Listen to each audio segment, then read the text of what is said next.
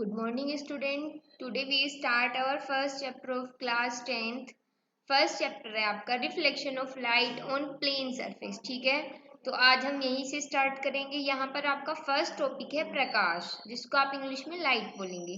प्रकाश ऊर्जा का वह रूप है जिसकी सहायता से हमें वस्तुएं दिखाई देती हैं। प्रकाश होगा तो हमें वस्तुएं सब कुछ दिखेगा। तो प्रकाश ऊर्जा का वह रूप है जिसकी सहायता से हमें वस्तुएं दिखाई देती हैं। यहाँ तक कोई समस्या नहीं होगी। जब प्रकाश किसी वस्तु पर आपतित होता है तो वह परावर्तित होकर हमारी आंखों तक पहुंचता है, जिसके फलस्वरूप हमें वस्तुएं दिखाई देती हैं। जो प्रकाश है वो वस्तु पर आपतित होता है, फिर वहां से टकराकर आपतित होकर परावर्तित होकर हमारी आंखों पर पहुंचता है और उसी की वजह से हमें वस्तुएं दिखाई देती हैं। तो ये क्या है? प्रकाश है। प्रकाश के स्रोत क्या है? लाइट के सोर्स का है, कहाँ कहाँ से मिलता है? विभिन्न प्रकार के प्राकृतिक स्रोत हैं, जैसे सूर्य, तारे आदि, एवं कृत्रिम स्रोत जैसे जो मानव निर्मित हैं, जैसे आपकी टॉर्च हो गई, ट्यूबलाइट्स हो गई, जैसे मोमबत्ती, विद्युत बल्ब आदि से प्राप्त होते हैं। ये मानव ने निर्मित किया है। और जो ऊपर दिए हुए हैं सूर्य, तारे, ये क्या है? प्राकृतिक स्रोत हैं। इनके आधार पर प्रकाश स्रोत को निम्नलिखित दो वर्गों में बांटा जा सकता है। हमने प्रकाश के स्रोत को दो वर्गों में बांटा है। यहाँ पर पहला वर्ग है आपका दीप्त प्रकाश स्रोत, ल्यूमिनस सोर्सेज। वे प्रकाश स्रोत जो स्वयं प्रकाश उत्पन्न करते हैं, जो अपने आप से प्रकाश उत्पन्न करते हैं, दीप्त प्रकाश स्रोत कहा जाता है, जैसे सूर्य, तारे, विद्युत बल्ब आदि। अदीप्त दूसरा है अदीप्त प्रकाश स्रोत, नॉन ल्यूमिनस सोर्स। वे प्रकाश स्रोत जो स्वयं प्रकाश उत्पन्न नहीं करते बल्कि दीप्त स्रोतों के प्रकाश को परावर्तित कर प्रकाश देते हैं, जो किसी और के द्वारा प्रकाश क्या बोला है इन्होंने? वे प्रकाश स्रोत जो स्वयं प्रकाश उत्पन्न नहीं करते, जो खुद से उत्पन्न नहीं करते हैं प्रकाश, बल्कि दीप्त स्रोतों के प्रकाश को परावर्तित कर प्रकाश देते हैं। जो दीप्त स्रोत हैं उनको जो वे किरणें आ रही हैं उन पर गिरेंगी, किन पर? अदीप्त प्रकाश स्रोत पर, और उनसे टकराने के बाद जो परावर्तित हो जाती हैं उनके द्वारा वो प्रकाश देते हैं, अदीप्त प्रकाश स्रोत कहलाते हैं। उदाहरण है इनका चंद्रमा।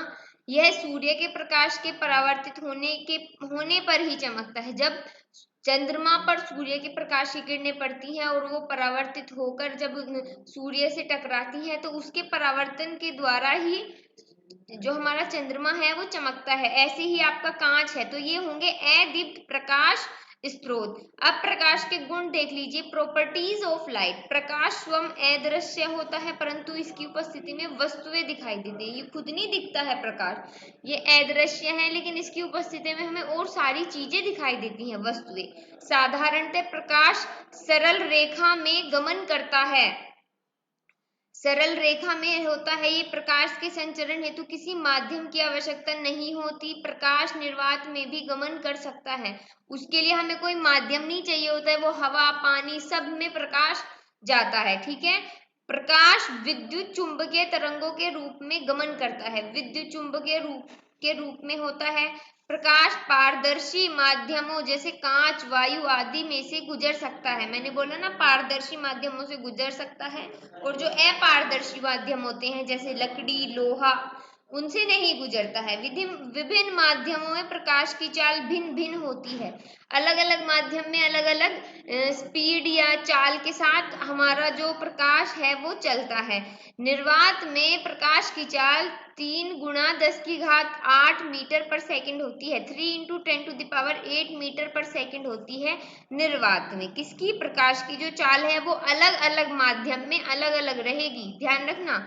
चमकदार पृष्ठों से प्रकाश परावर्तित हो जाता है, जो चमकदार पृष्ठ होते हैं वहां से वो परावर्तित हो जाता है। जब प्रकाश एक माध्यम से दूसरे माध्यम में प्रवेश करता है तो प्रकाश अपने पथ से विचलित हो जाता है। जब एक माध्यम से दूसरे माध्यम में प्रवेश करेगा तो वह क्या होगा? विचलित हो जाएगा। जैसे सीधी रेखा चल रही है वायु में, फिर जब वो वायु से पानी में जाएगा तो वो रेखा सीधी नहीं जाएगी, वो या तो झुक जाएगी या दूर भागेगी। ठीक है, विचलित हो जाता है।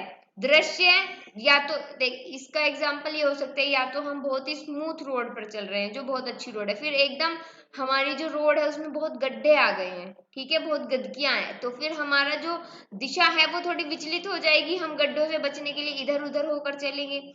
ऐसे ही प्रकाश है, जब एक माध्यम से दूसरे माध्यम में जाएगा तो उसका जो पथ है वो विचलित हो जाता है।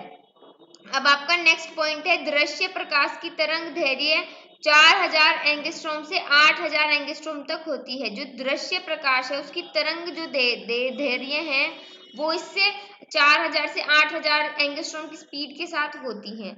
उसके बाद आता है बच्चों आपका प्रकाशिक माध्यम, ऑप्टिकल मीडियम जिसको बोलते हैं। प्रकाश जिन माध्यम से होकर गुजरते हैं उन्हें प्रकाशिक माध्यम कहते हैं। अब यहाँ पर ये 3 दिए हुए हैं, पारदर्शक माध्यम जिसको आप ट्रांसपेरेंट मीडियम कहते हैं, ठीक है, जिन माध्यमों से प्रकाश का अधिकांश भाग गुजर जाता है उन्हें पारदर्शक माध्यम कहते हैं, जैसे वायु, कांच आदि, ठीक है, इनसे ज्यादातर जो अधिकांश सबसे ज्यादा भाग जो है प्रकाश का वो गुजर जाता है क्योंकि ये ट्रांसपेरेंट है, पारदर्शक हैं। सेकंड है आपका पारभासक माध्यम, ट्रांसल्यूसेंट मीडियम, जिन माध्यमों से प्रकाश का केवल आंशिक भाग ही गुजर पाता है उन्हें पारभासक, सिर्फ आंशिक मतलब थोड़ा सा भाग गुजर पाएगा, जैसे दूषित जल, पानी में बहुत सारी चीजें हैं, वो गंदगी भरा पानी होगा तो उससे जो प्रकाश है वो ठीक से नहीं जाएगा।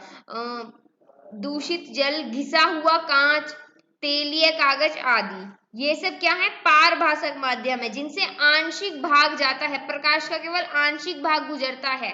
थर्ड है आपका अपारदर्शक माध्यम, जिन माध्यमों से प्रकाश का कोई भी भाग नहीं गुजरता, हल्की सी भी रोशनी या प्रकाश नहीं गुजरता, उनको बोलेंगे अपारदर्शक माध्यम, ओपेक मीडियम, ठीक है, इंग्लिश में इसको ओपेक मीडियम बोलेंगे। उदाहरण है इसका लकड़ी, लोहा आदि।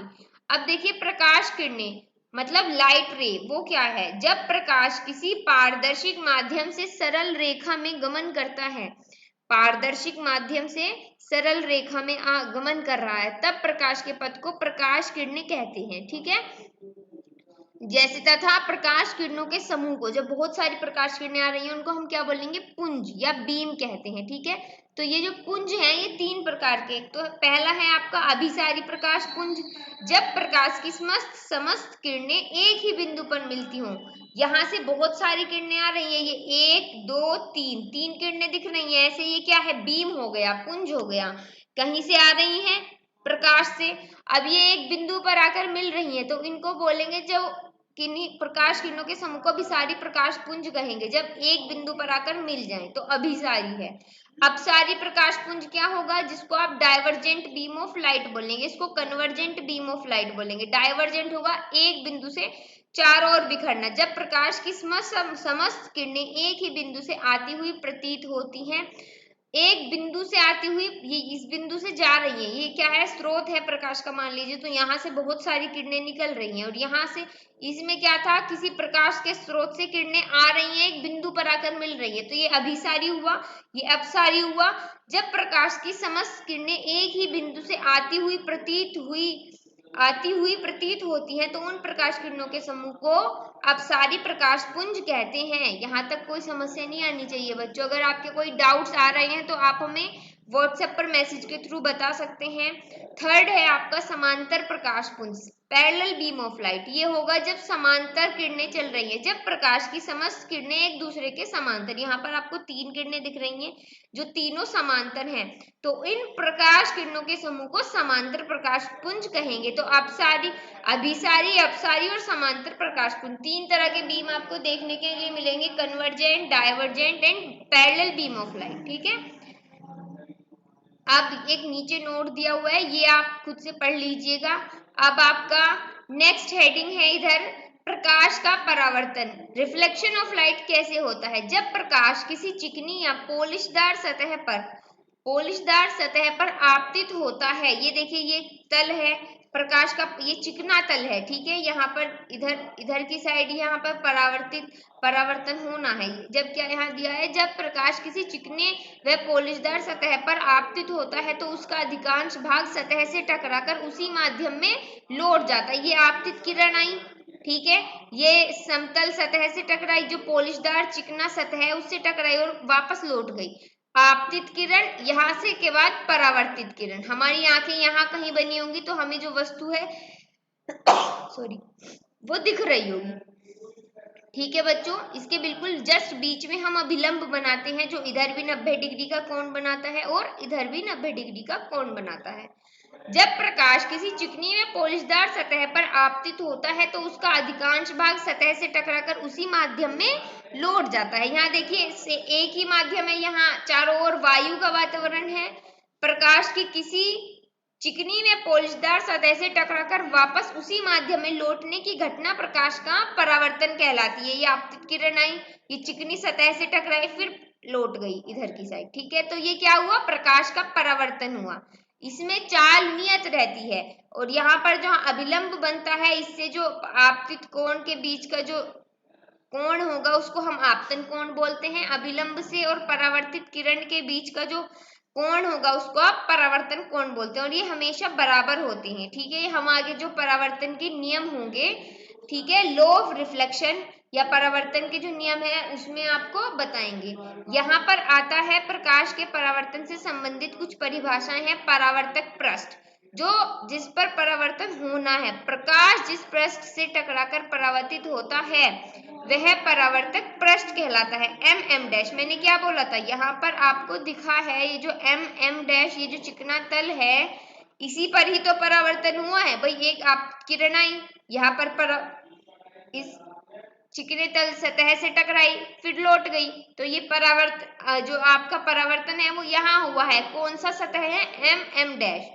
सेकेंड पॉइंट है आपतित किरण। आपतित किरण मैंने बताया ए भी आपकी आपतित किरण होगी, यहाँ पर भी वही बताइए। उसके बाद परावर्तित किरण रिफ्लेक्टेड रे, वो आपकी बी सी हो जाएगी। ठीक है, परावर्तित किरण।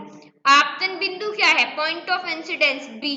ठीक है, आपतित किरण परावर्तक पृष्ठ के जिस बिंदु पर आकर टकराएगी वह बिंदु आपतन बिंदु कहलाता है। अभिलंब क्या होता है, आपतन बिंदु से पृष्ठ के लंबवत, जो आपतन बिंदु है पृष्ठ के लंबवत जो हम एक रेखा खींचेंगे उसको आप अभिलंब कहेंगे, जिसको हमने यहाँ पर बी एन दिखा रखा है। देखिए बच्चों ये रहा बी एन। ठीक है, अभिलंब हो गया आपका। उसके बाद आपतन कोण, जो अभिलंब और आपतित किरण के बीच में जो कोण होगा उसको आप आपतन कोण बोलेंगे, जिसको आई से प्रदर्शित करते हैं। ऐसे ही परावर्तित कोण होगा आपका आर, जिसको आप आर से बताएंगे। ठीक है, तो ये आपको इसमें पता होना चाहिए। परावर्तन में आपने ये चीजें पढ़ी हैं और ये टॉपिक्स आपको क्लियर हुए। तो यहाँ तक किसी को कोई क्वेरी या किसी को कोई प्रॉब्लम है तो मैसेज के थ्रू बता सकता है। Thank you students.